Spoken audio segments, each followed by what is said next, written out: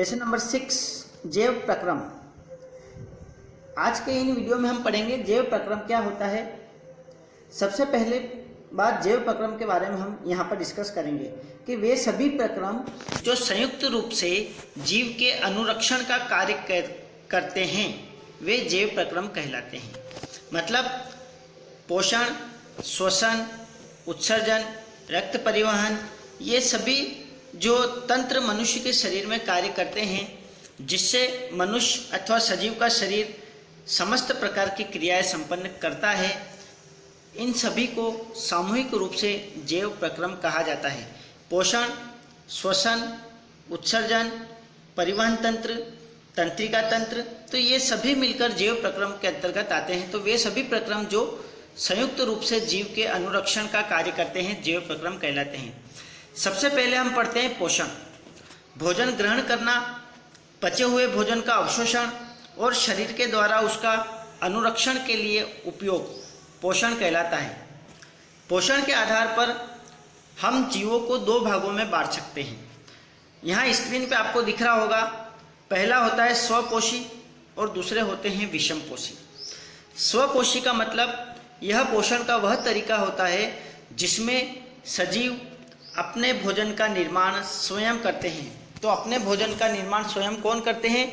केवल पेड़ पौधे ही अपने लिए भोजन का स्वयं निर्माण करते हैं, इसलिए इनको स्वपोषी कहा जाता है।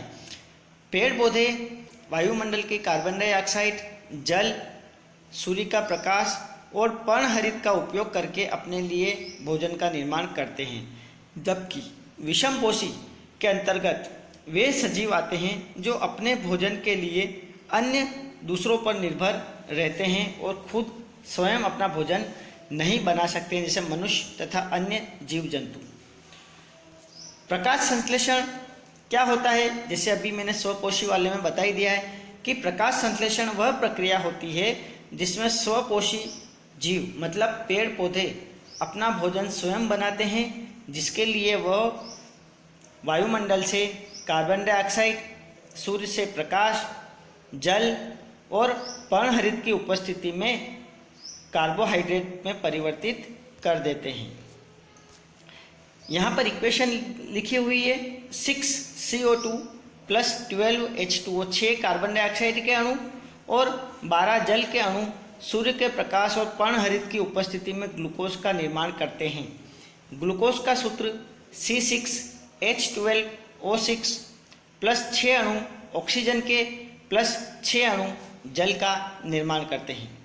प्रकाश संश्लेषण के लिए आवश्यक कच्ची सामग्री में सूर्य का प्रकाश की आवश्यकता होती है, पर्णहरित की आवश्यकता होती है, कार्बन डाइऑक्साइड और जल की आवश्यकता होती है।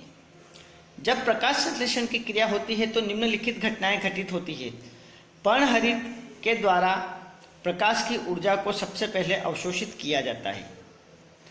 प्रकाश ऊर्जा को रासायनिक ऊर्जा में रूपांतरित करना तथा जल के अणुओं का हाइड्रोजन और ऑक्सीजन में अपघटन करना।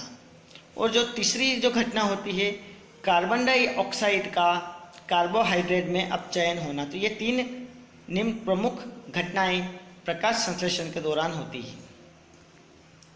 अब बच्चों हम बात करते हैं रंध्र की। रंध्र मतलब छोटे छोटे सूक्ष्म छिद्र। हम देखते हैं कि पत्तियों में से या पेड़ पौधों में से पानी की बूंदें बाहर आ जाती है, तो कहाँ से आती है? वो सूक्ष्म छिद्रों के माध्यम से आती है।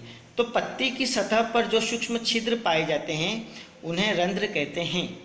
रंध्र का प्रमुख कार्य वाष्पोत्सर्जन की प्रक्रिया में जल रंध्र के द्वारा बाहर निकलता है, जल वाष्प के रूप में, और प्रकाश संश्लेषण के लिए गैसों का आदान प्रदान इन्हीं रंध्रों के माध्यम से होता है। तो ये रंध्र के 2 कार्य हैं, प्रकाश संश्लेषण करना और वाष्पोत्सर्जन की क्रिया करना। ये रंध्र का हमने यहाँ पर आप देख रहे होंगे डायग्राम कि रंध्र में द्वार कोशिकाएं होती है, रंध्र छिद्र होते हैं, अधिचर्म होते हैं और सहायक कोशिकाएं होती है। अगला हम पढ़ते हैं विषमपोषी। विषमपोषी में 3 प्रकार के जीव होते हैं। एक तो प्राणी समपोषी, ऐसे जीव जो संपूर्ण भोज्य पदार्थ का अंतर्ग्रहण कर लेते हैं तथा उनका पाचन शरीर के अंदर ही होता है, उन्हें प्राणी समपोषी जीव कहा जाता है, जैसे होलोजोइक। उदाहरण आता है मनुष्य और अमीबा। मनुष्य और अमीबा ये इसके उदाहरण हैं प्राणी समपोषी के, कि जो भी भोजन पदार्थ होगा वह समस्त भोजन पदार्थ मनुष्य के द्वारा, जीवों के द्वारा ग्रहण कर लिया जाता है और उसका संपूर्ण पाचन शरीर के अंदर ही होता है। दूसरे होते हैं मृतजीवी। मृतजीवी अपना भोजन मरे हुए जीवों के शरीर से और सड़े गले कार्बनिक पदार्थों से प्राप्त करते हैं। इसका उदाहरण होता है कवक और फफूंदी। और तीसरे होते हैं परजीवी पोषी। परजीवी उन्हें कहते हैं ऐसे जीव जो अन्य दूसरे जीवों के शरीर के अंदर अथवा शरीर के बाहर उनको मारे बिना उनसे अपना पोषण प्राप्त करते हैं, जैसे जूं। जूं एक प्रकार का परजीवी होता है। फीताकृमि, अमरबेल, जोंक। कई बार हम देखते हैं कि भैंसे जानवर के शरीर के ऊपर कुछ जानवर चिपके हुए होते हैं जो उनसे खून चूसा करते हैं, तो वो परजीवी होते हैं, वो उनसे पोषण प्राप्त करते रहते हैं।